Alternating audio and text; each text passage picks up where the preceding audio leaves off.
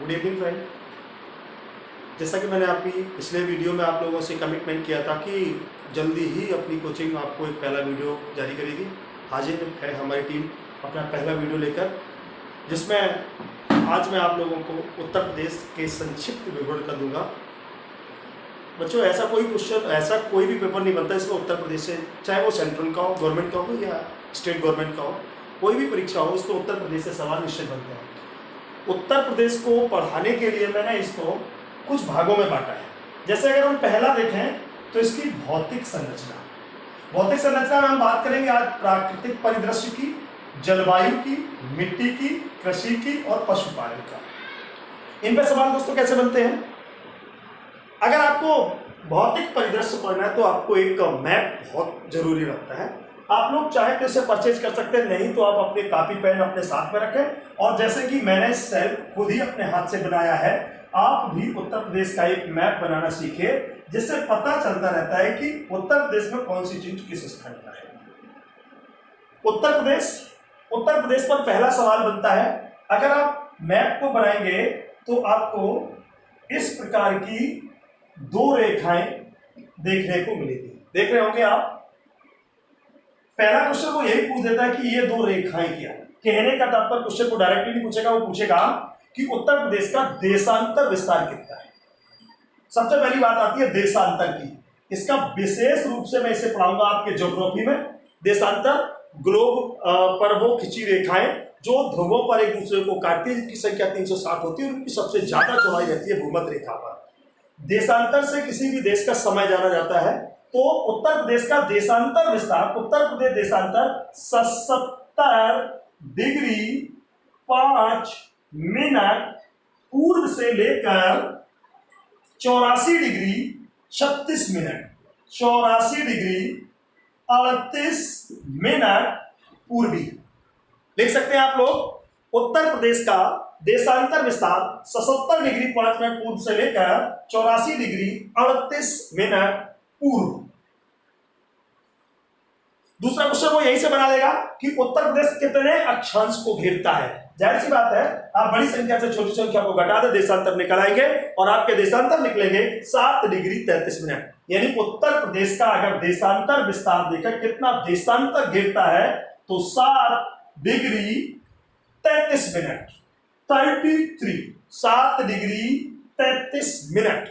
और अगर इसकी हम लंबाई निकाल दें तो यह निकलती है 650 किलोमीटर। यानी उत्तर प्रदेश की पूर्व से पश्चिमतम लंबाई कितनी है? 650 किलोमीटर। अगर इसने सवाल यहां से नहीं उठाया तो वो सवाल उठा लेगा आपका इन दो रेखाओं से। एक तो आपको ये रेखा देखनी होगी और दूसरी रेखा देखनी होगी आप ये रेखा। अगर आप इन रेखाओं को देखकर तो ये कहते हैं उत्तर प्रदेश का अक्षांशीय विस्तार। पूछ देता उत्तर प्रदेश का अक्षांशीय विस्तार है तो आपको इसमें ऑप्शन मिलेंगे 84 डिग्री, उत्तर प्रदेश का अगर अक्षांश विस्तार देखेंगे 23 डिग्री 52 मिनट से 23 डिग्री 52 मिनट से 30 डिग्री 24 मिनट, 30 डिग्री 24 मिनट। और ये रहता है उत्तरी अक्षांश या एन। उत्तर प्रदेश का अक्षांशीय विस्तार 23 डिग्री 52 मिनट से लेकर 30 डिग्री 24 मिनट उत्तर। और अगर पूछ दे कि उत्तर प्रदेश कितना अक्षांश घेरता है तो 30 डिग्री 24 मिनट से 23 डिग्री 52 मिनट को घटा देंगे तो निकल के आएगा आपका 6 डिग्री 32 मिनट। उत्तर प्रदेश कितने अक्षांश को घेरता है? 6 डिग्री 32 मिनट। और अगर वो पूछ दे इसकी लंबाई तो पूछ रहा है उत्तर प्रदेश की दक्षिण से लेकर उत्तर तक लंबाई अथवा उत्तर से लेकर दक्षिण तक लंबाई, तो ये रहती है 240 किलोमीटर, 240 किलोमीटर, 240 किलोमीटर। अगर आपको लंबाई भी पता है, चौड़ाई भी पता है तो क्षेत्रफल जाहिर सी बात है। अगर वो पूछ दे उत्तर प्रदेश का क्षेत्रफल कितना है 24,928 वर्ग किलोमीटर। उत्तर प्रदेश का कुल क्षेत्रफल 24,928 वर्ग किलोमीटर, जो कि भारत के कुल क्षेत्रफल का 7.33% एरिया घेरता है। 7.33 एरिया घेरता है। इसका मतलब है भारत, अगर वो पूछ दे भारत में उत्तर प्रदेश का क्षेत्रफल की दृष्टि से कौन सा स्थान है, चौथा। इनसे पहले 3 राज्य आपके और हैं, जिनमें सबसे बड़ा राज्य राजस्थान, दूसरे स्थान पर मध्य प्रदेश, तीसरे स्थान पर महाराष्ट्र तथा चौथे स्थान पर उत्तर प्रदेश, जो कि कुल भारत का 7.33 भाग घेरता है। क्षेत्रफल की दृष्टि से अगर हम इसको आगे बढ़ाएंगे तो क्षेत्रफल के बाद वो पूछ देगा कि उत्तर प्रदेश के कुल जिले कितने हैं। उत्तर प्रदेश के कुल जिले, जिले का मतलब है उत्तर प्रदेश को अगर हम जिलों में बांटे तो कितने भागों में बांटा गया, तो उत्तर प्रदेश के जिले हैं 75। इससे पहले कि मैं उत्तर प्रदेश के अंदर चलूं, हम लोग देख लेते हैं उत्तर प्रदेश के बाहर बाहर। एक क्वेश्चन आता है क्यों देखें, देखना पड़ेगा, क्योंकि एक सवाल आता है कि उत्तर प्रदेश के पड़ोसी राज्य कितने हैं। उत्तर प्रदेश की सीमा बाहरी कितने राज्यों को टच करती हैं, उनमें कितने केंद्र शासित राज्य हैं, या वो क्या किसी इंटरनेशनल सीमा को भी छूता है। यस, अगर वो ये पूछ दे तो उत्तर प्रदेश की जो बाहरी सीमा है उनको हम ऐसे देख देंगे 8 + 1 + 1। इसका मतलब है अगर यहां देखें तो 8 है आपके राज्य, 1 है आपका केंद्र शासित राज्य जिसे हम लोग कह सकते हैं दिल्ली, और 1 है इंटरनेशनल, इसका मतलब नेपाल से। नेपाल, तो उत्तर प्रदेश की सीमा छूती है 8 राज्यों को, 1 केंद्र शासित राज्य दिल्ली को, और 1 इंटरनेशनल जिसे हम लोग बोलते हैं नेपाल। और अगर वो पूछ दे कि सर इसमें राज्य कौन कौन से हैं, तो जाहिर सी बात है इसके लिए मैंने कोड बनाया है, उसको आप लोग लिख लेंगे। हम हैं राही, बहुत गौर से देखेंगे फिर ये याद हो जाएगा। हम हैं राही, प्यार के, उत्तर, छत्तीस खंड, बिहार की। एक कोड है जिसको अगर हम डिकोड कर देंगे तो सारे राज्य निकल के आ जाएंगे। जैसे हम हिमाचल, अगर वो पूछते राजस्थान, हरियाणा, और यही एक मां और रह जाता है यहां मध्य प्रदेश। हां से हिमाचल, मां से मध्य प्रदेश, रा से राजस्थान, हां से हरियाणा। इसके बाद में उत्तर से उत्तराखंड, छत्तीसगढ़। इसके बाद खंड का मतलब झारखंड और बिहार। तो 8 कौन कौन से राज्य जिनकी सीमा लगती है, बिहार, झारखंड, छत्तीसगढ़, उत्तराखंड, हरियाणा, राजस्थान, हिमाचल प्रदेश, मध्य प्रदेश। कभी कभी पूछते थे सर मध्य प्रदेश से कितने जिले लगते हैं, 11। और उत्तर प्रदेश की सीमा से लगने वाले सबसे बड़े राज्य की सीमा मध्य प्रदेश, और इसकी सीमा को छूते करके उत्तर प्रदेश के 11 जिले। इसके बाद हिमाचल प्रदेश मात्र 1 जिले को। राजस्थान अगर वो पूछ दे तो राजस्थान आपका 2 जिले, हरियाणा 6 जिले, उत्तराखंड 7 जिला, छत्तीसगढ़ 1 जिला, झारखंड 1 जिला, बिहार 6 जिला, और अगर दिल्ली पूछा जाए, केंद्र शासित राज्य का भी डाटा ले लेते हैं, दिल्ली 2 जिलों को छूती है। और अगर हम नेपाल देख लें तो नेपाल भी आपके 7 जिले। तो यहां से आपको एक चीज और होती है कि उत्तर प्रदेश के बाहरी जिले कितने हैं, तो यहां से आप लोग देख सकते हैं। इसके बाद वो पूछ देगा कि उत्तर प्रदेश का सबसे बड़ा जिला। अगर सबसे बड़ा जिला देखें तो यहां पे मैंने दिखाया हुआ है, इस स्थान में रहता है खीरी। क्षेत्रफल की दृष्टि से उत्तर प्रदेश का सबसे बड़ा जिला खीरी। और अगर उसने सबसे बड़ा नहीं पूछा तो पूछ देगा उत्तर प्रदेश का सबसे छोटा जिला, तो वो यहां से दिखाएगा शामली। उत्तर प्रदेश का क्षेत्रफल से सबसे बड़ा खीरी, सबसे छोटा शामली। अगर वो इन जिलों से नहीं पूछेगा तो पूछ देगा उत्तर प्रदेश का उत्तरतम जिला कौन सा है, उत्तर प्रदेश का दक्षिणतम जिला कौन सा है, उत्तर प्रदेश का पूर्वतम जिला कौन सा, उत्तर प्रदेश का पश्चिमतम।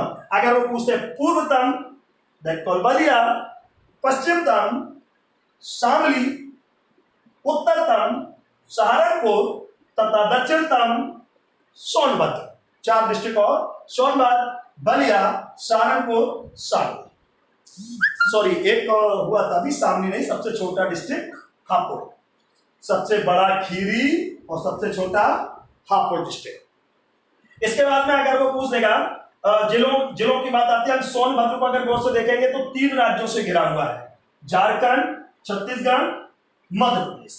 उत्तर प्रदेश का ऐसा जिला जो 3 राज्यों से घिरा हुआ है, सोनभद्र, झारखंड, छत्तीसगढ़, मध्य प्रदेश। ऐसी वो एक और पूछ देगा कि ऐसा कौन सा जिला है जो मध्य प्रदेश मध्य प्रदेश के 3 ओर से, ललितपुर को 3 जिलों, ललितपुर को मध्य प्रदेश 3 सीमाओं से घेरे हुए है। इसके बाद में वो पूछ देगा कि हाल ही में एनसीआर में कौन सा जिला शामिल हुआ। आया था ये एक बार क्वेश्चन। एनसीआर किसे कहते हैं? अगर एनसीआर पूछ दे वो, एनसीआर नेशनल कैपिटल रीजन, इसका मतलब होता है राष्ट्रीय राजधानी क्षेत्र। इसका मतलब होता है अन्य राज्यों के कुछ जिले राजधानी में भी शामिल हो जाते हैं, तो वो जिले ऐसे जिले हैं उत्तर प्रदेश के